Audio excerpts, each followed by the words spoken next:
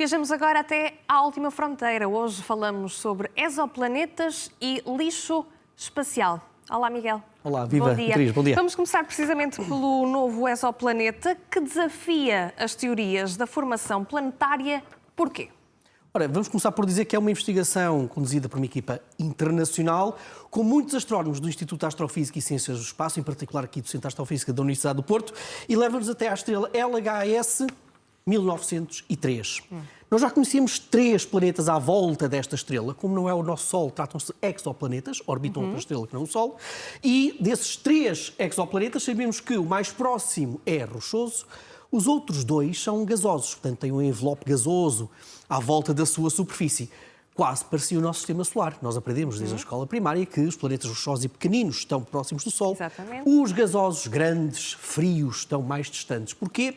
Porque diz a teoria da formação dos planetas que, quando os planetas estão próximos das estrelas, estão em zonas quentes e são muito sujeitas aos ventos poderosíssimos das estrelas que afastam o gás. E por isso os planetas mais próximos das estrelas são rochosos.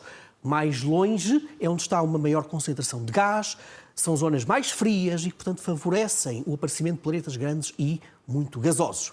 Muito bem, LHS 1903.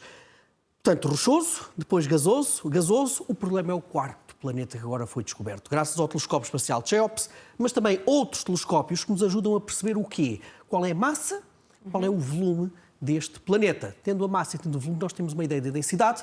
Tendo uma ideia da densidade, sabemos do que é que pode ser feito. Portanto, está longe desta estrela, é o quarto planeta. Beatriz, deveria ser gasoso.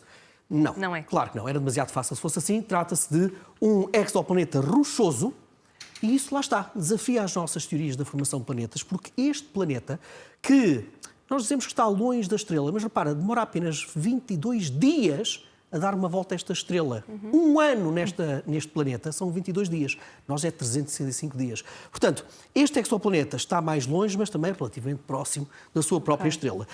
Resta também dizer que esta estrela é uma estrela anã vermelha, ou seja, é uma estrela muito mais pequena do que o Sol, muito menos maciça, tem cerca de metade da massa, metade também metade da massa e também muito mais antiga do que o Sol. É uma estrela com cerca de 7 mil milhões de anos.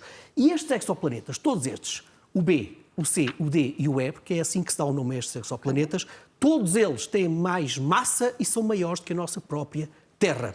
E esta é uma estrela também do chamado disco espesso da Via Láctea. É uma zona da Via Láctea, da nossa galáxia, onde nós até tínhamos algumas fortes suspeitas que era mais difícil aparecerem planetas rochosos. Aqui temos mais 2 planetas rochosos numa zona em que nós tínhamos algumas dúvidas que poderiam ser formados. Portanto, tudo sobre este exoplaneta é uma novidade e obriga os astrónomos a repensar os modelos de formação dos planetas à volta das estrelas. Porque não conseguem encontrar uma explicação? Ainda não. As teorias que nós temos, que no fundo ajudam a explicar o nosso próprio sistema solar, muitos outros sistemas planetários, diz-nos que àquela distância desta estrela, ainda por cima numa estrela com 7 mil milhões de anos, portanto já teve muito tempo desde o início da formação dos planetas, aquele exoplaneta devia ser gasoso e não rochoso como ele é. Há ainda muito por descobrir Sim, e esclarecer. seguramente. Falamos também sobre o lixo espacial porque há uma preocupação crescente, não é? Sim, sim. E nós trazemos estes estudos que estão a dar os primeiros passos a tentar perceber o impacto da reentrada de satélites, reentrada de foguetões na nossa atmosfera. E deixa-me dizer muito claramente que não sou contra a indústria aeroespacial e a indústria de satélites, muito pelo contrário, nós precisamos de satélites para comunicarmos melhor, para percebermos cientificamente melhor o nosso próprio planeta e tudo isso. O que eu questiono muitas das vezes é o número de satélites e, sobretudo, temos que melhorar a tecnologia e o material que são feitos estes satélites. Esta história mostra-nos o seguinte, mostra-nos que pela primeira vez um grupo de investigadores conseguiu medir a concentração de lítio na atmosfera proveniente da reentrada de uma parte de um foguetão da SpaceX, que colocou satélites lá em cima, em órbitas baixas da Terra, e depois, ao regressar, essa parte desse foguetão da SpaceX, obviamente que é desgastado pela nossa atmosfera, e conseguiram pela primeira vez, então, medir a quantidade de lítio na mesosfera da atmosfera da Terra. A mesosfera entre 50 e 85 km de altitude. Depois dos 85 aos 120 km temos a termosfera interior. Quando há uma reentrada, olha, nós vemos estes compostos químicos todos a serem desintegrados, temos ali o Li do lítio, e sabemos que este pedaço de foguetão reentrou na atmosfera perto da Irlanda.